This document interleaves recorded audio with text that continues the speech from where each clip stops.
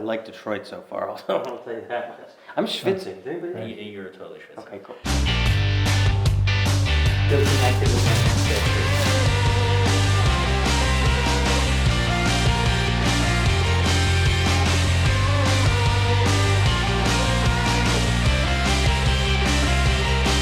Where are we? We're at Yad Ezra. Oh, okay, good. Ezra's hand. Yes, hand of Ezra, helping hand. Is Helping how, hand. Yes. Azor, to help. Yes. So. Stop trying to show off. So yeah, this is Yad Ezra. We're a kosher food pantry. We serve the Jewish community of southeastern Michigan. So we do a lot more than just give away food, but that is like the bread and butter of what we do. So to speak. No pun intended. Pun intended. Oh, it wasn't. I heard you guys were comedians, so. Yeah. Don't Well. believe everything you And with that, we headed in to get a tour of Southeast Michigan's largest kosher food pantry. We entered through the Giving Garden, a greenhouse where Carly Sugar and her team of menschs grow food for the hungry. We serve 3,000 individuals every single month. These are low-income Jewish individuals and Jewish families who are, for a variety of reasons, down on their luck or find themselves in a position to need to ask for food assistance. So this is our food pantry. It's all kosher. Everything is labeled with textures, and it's kind of in order by food category. So we are bagel experts, and I do notice one of your supplies here is bagels. Yeah. Can we inspect? You Just to can, make yes. sure. Yeah, we're not starving Jews, but we are hungry.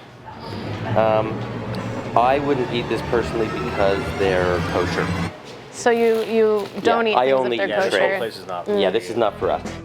We left hungry after realizing that all of Yad Ezra's food was too kosher for us, so we headed out to Ferndale, to a place called Provisions, where we heard that a famous local cheesemonger and chocolatier named Zach Berg could hook us up with some high-quality treif.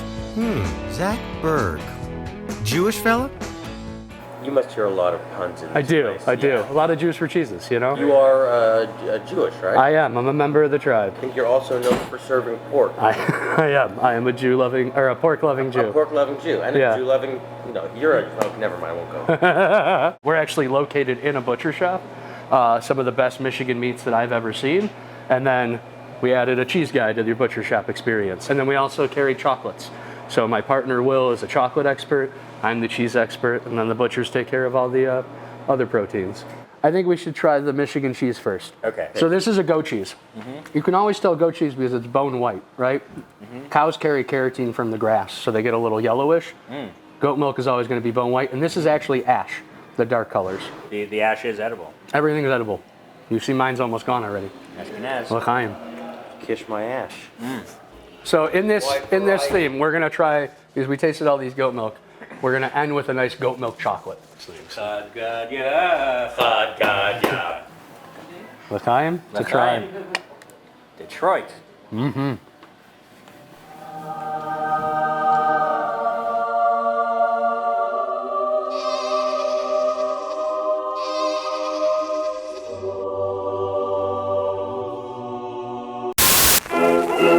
After teasing our taste buds with trays of treif at Provisions, we made the trek over to Detroit Bagel Factory in Corktown to meet up with Jacob Smith, who, despite his last name, assured us that he is in fact Jewish. He's working at the forefront of the city's revival to bring together different communities from across the city.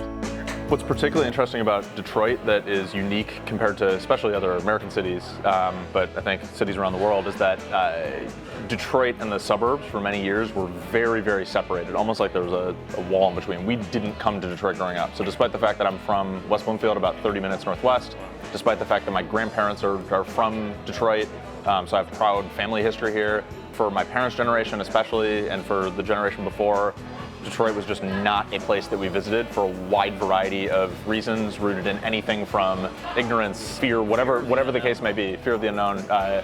It was a contentious historical relationship over the last however many years between the suburbs and the city. And for the next generation coming up, the young professionals today, there's kind of this wave of reinvigorated excitement and energy with exploring the city and coming back down here to experience the amazing culture that is already here and exists. With our stomachs fully reloaded on some delightfully dense yet surprisingly fluffy bagels, Jacob took us for a walking tour in downtown Mongers Provisions. Great. Where are we now? We are in Campus Martius Park. So this is arguably kind of the central business district of downtown Detroit. So you see a number of these large, amazing buildings. Detroit used to be known as the Paris of the Midwest. It's known for its architecture, particularly with these big, crazy skyscrapers. What we're walking up to now is the Isaac Agri Downtown Synagogue. So it's actually the only freestanding synagogue left in Detroit. At Detroit's Jewish community peak, there were over 60 places of worship in the city, and now there's the one. So symbolic of the greater migration of Jews out of the city into the suburbs. But yeah, they've done an amazing job preserving the space. There's members that have been members for many years. It's just an incredible historic space. Over our weekend in Detroit, we found that Jewish life here, like the city itself, is a Machaya Mason on a serious and joyous comeback. With all these young Jews feeding the hungry, selling healthy and sustainable food, and building new communities and connections in the city, we felt like we were leaving Detroit ROCK SHTETL in very good hands. But back to putting Detroit things in our hands, and more importantly, our pupiks, there was only one thing left to do, of course, go to Coney Island for a Coney dog. A hot dog topped with beanless chili, mustard, and onions, which was somehow brought to Michigan by Greek immigrants, passing through Coney Island, which is actually New York, and which is beloved by other immigrants to Detroit, including us Jews. But first, let's start with some flaming Greek cheese? Hey. Whoa. Hey. What the? That's an opa. Opa! Is that for us? No. But anyways, l'chaim. L'chaim. 1, 2, 3, nash.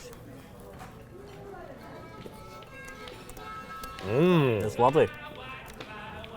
Good dog. Tastes like Detroit. White sky, blue.